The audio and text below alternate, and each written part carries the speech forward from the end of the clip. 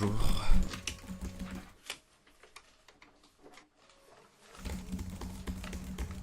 Du coup, je suis là en fait parce que je compte réaliser une vidéo sur le décalage horaire, sur tout ce qui tourne sur le décalage horaire, et j'aimerais un titre à cette vidéo. Mais vous savez que tout le monde se fiche du décalage horaire.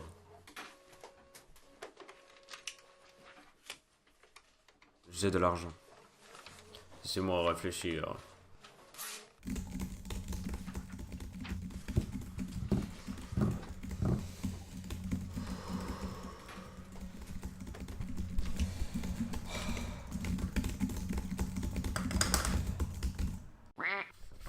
Voilà.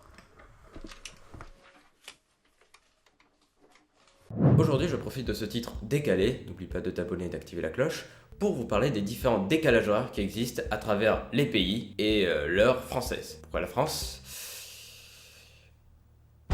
Pour avoir une idée du décalage horaire, vous pouvez aller dans les réglages de votre Mac, puis dans l'onglet date et heure, puis sur fuseau horaire, et ainsi en scrollant les pays, vous pouvez voir les différents décalages horaires qui existent. Et les personnes qui n'ont pas de Mac ? Donc selon le planisphère européen, quand tu vas à gauche, tu as des heures de plus en plus tôt, et quand tu vas à droite, tu as des heures de plus en plus tard, tout simplement. Voilà l'explication scientifique et technique de cette vidéo. Bon, en vrai, l'explication est assez complexe à comprendre, donc je vous demande un effort d'écoute. Au moins, faites semblant d'écouter.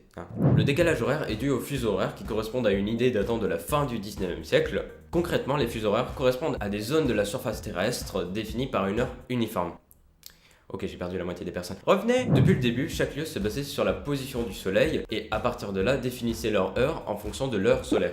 Jusque-là, tout va bien. Sauf que quand je parle de lieu, je parle de là où il y a une communauté, une ville par exemple. Donc du coup, avant, quand il était midi à Paris, il n'était pas forcément midi dans toutes les villes de France. Il était par exemple 11h40 à Brest ou encore midi 19 à Nice. Tu vois le délire? Avec ce système solaire, abonne-toi, on peut se dire, pourquoi pas? Vas-y, c'est cool. Mais, avec la révolution industrielle faisant entrer le monde dans l'ère technique et scientifique à la fin du 19e siècle, revenez s'il vous plaît, les moyens de transport sont plus perfectionnés et donc plus rapides. Ce qui fait que quand tu vas d'un point A à un point B, c'est plus rapide. Voilà. Donc du coup, pour faciliter les choses, on a uniformisé à la fin du 19e siècle une heure uniforme qui est en adéquate avec la position solaire, mais pas totalement. Et justement pour s'adapter à cette heure uniforme, on a coupé la Terre en 24 zones qui correspondent aux 24 fuseaux horaires. Peut-être que l'heure universelle ne vous dit pas grand chose, mais en gros, les 24 fuseaux horaires se basent sur une heure universelle, autrement appelée UTC, qui fait référence à la position solaire de Greenwich, en Angleterre. Forcément, quand on se base sur le planisphère européen, où Greenwich est pratiquement au centre, à droite, il y a forcément des heures de plus en plus tard, à gauche, il y a forcément de plus tôt. Tu comprends? La France, par exemple, a une heure d'avance que Greenwich, donc on note UTC plus 1. Quand il est midi à Greenwich, il est 13h en France. Normal. Mais la complexité de ce complexe est due au fait qu'un pays, c'est pas forcément ancré dans un seul fuseau horaire. La France, qui est un tout petit pays, appartient à un seul fuseau horaire. Mais la Russie, avec son immense envergure, appartient à 9 fuseaux horaires. Ah ouais, quand même. Si par exemple tu t'appelles Branislav, que tu habites à Kaliningrad et que tu appelles par le biais d'un appel téléphonique à midi ton ami Frédéric, un Allemand, qui habite à Petropavlovsk-Kamtchatsky, il recevra son appel à 22h. Ah, mais c'est pas tout. C'est pas fini. Le découpage des fuseaux horaires sont parfois influencés par des raisons historiques, politiques, voire même économiques, que je n'ai absolument pas le temps d'expliquer. Et puis surtout, on a les changements d'heure dans les pays qui l'appliquent, amenant parfois de la confusion dans une même nation. Par exemple, en hiver, l'Australie appartient à 3 fuseaux horaires, mais en été, les territoires en Australie peuvent changer leur heure comme ils veulent. Du coup, il n'y a plus 3 fuseaux horaires, mais 5 fuseaux horaires. Genre, c'est eux-mêmes qui ont créé leur propre fuseau horaire, en rajoutant des demi-heures parfois. Et si vous voulez plus d'infos, j'ai mis 2 vidéos dans la description si vous voulez avoir plus d'informations sur le décalage horaire. Oui, le décalage horaire, description. Bon, à partir de là, si vous avez encore survécu, on peut maintenant voir les différents décalages horaires qui existent à travers les pays et l'heure française. Je l'ai pas dit tout à l'heure, mais il faut savoir aussi que l'heure française appartient à UTC plus 1 en hiver, mais peut aussi appartenir à UTC plus 2 en été. C'est pas facile tout ça. Pour cette vidéo, on va se baser sur l'heure d'été. C'est cool l'été. Il faut savoir aussi que la France n'est pas le seul pays dans ce fuseau horaire. Il y en a bien évidemment bien d'autres en fonction des changements d'heure ou non. J'ai préféré mettre l'heure française plutôt que plus décalé que le fuseau horaire UTC plus 2 qui est une zone de la surface terrestre qui regroupe à la fois la France en heure d'été mais également la Libye et le Zimbabwe tout au long de l'année. Narvalo, toi-même tu sais.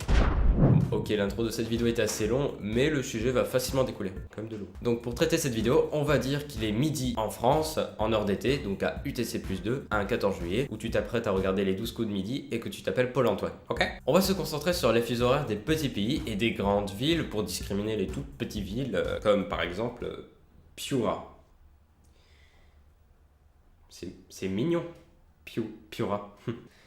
Alors je tiens à signaler qu'il peut y avoir des confusions dans les décalages horaires qui existent, avec toutes les raisons que j'ai pu citer. Le but étant d'avoir une idée des décalages horaires qui existent à travers les continents et même les pays, et surtout de vous définir ce qu'est le décalage horaire. Donc si tu as bien suivi cette vidéo, je suis fier de toi. Donc on va essayer d'avoir une idée du petit décalage au grand décalage entre la France, les pays et Piura. Ok, on commence avec du très très lourd. Piura. Lorsqu'il est midi en France, eh bien il est 5h du matin à Piura. Donc il est 5h au Pérou, puisque c'est un tout petit pays, avec le piu. On continue. Voici maintenant une liste non exhaustive des différents décalages horaires à travers les petits pays et les grandes villes. C'est parti. À Anchorage, en Alaska, il est 2h du matin. À Vancouver, il est 3h du matin. À Londres, il est 11h. À Athènes, il est 13h. À Yekaterinbourg, il est 15h. Du soir. À Pékin, il est 18h. À Tokyo, il est 19h. À Canberra, il est 20h. À Wellington, il est 22h. Ah, vous êtes toujours là? Alors, si j'ai pas fait le tour de toutes les villes et tous les pays... Ouais, j'ai pas fait le tour. Eh bien, j'ai mis un lien en description si vous voulez connaître un décalage horaire en particulier selon votre horaire. Maintenant, accrochez-vous. Ça va envoyer du lourd. Ok, donc chapitre 2. À l'opposé du méridien de Greenwich, donc à 180 degrés, donc la Terre elle est ronde, comme ça. À 360 degrés, tu fais le tour de la Terre. À 180 degrés, bah c'est à peu près la moitié. C'est comme si tu faisais comme ça. Je vais arrêter. À l'opposé donc du méridien de Greenwich, il existe une ligne de changement de date. Alors c'est une ligne imaginaire qui est super spéciale. Si on la traverse de l'ouest à l'est, ou encore de l'est à l'ouest, eh bien on change de jour. Et oui, si par exemple on est le 14 juillet à l'ouest, eh bien si on traverse cette ligne, eh bien on est le 15 juillet. Et inversement, si on est le 14 juillet et qu'on traverse là, eh bien c'est le 14 juillet. C'est ouf quand même, c'est ouf.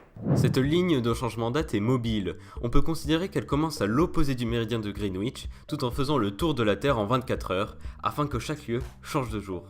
On peut également dire que la ligne de changement de date se déplace vers l'ouest, ce qui explique pourquoi les pays de l'Est fêtent les premiers le Nouvel An, comme la Nouvelle-Zélande, le Japon, mais pas Piura.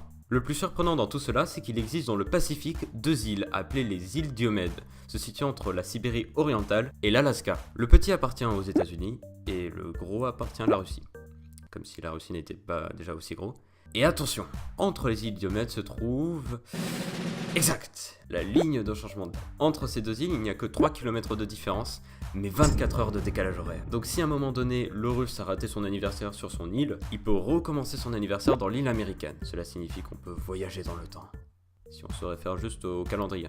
Prends pas la confiance. Et c'est avec ce fait croustillant, pas piqué d'hameçon et sans image que je vous laisse. Je vous souhaite donc une excellente année, même si vous regardez cette vidéo dans 6 mois. On se retrouve pour des vidéos ou pour d'autres vidéos.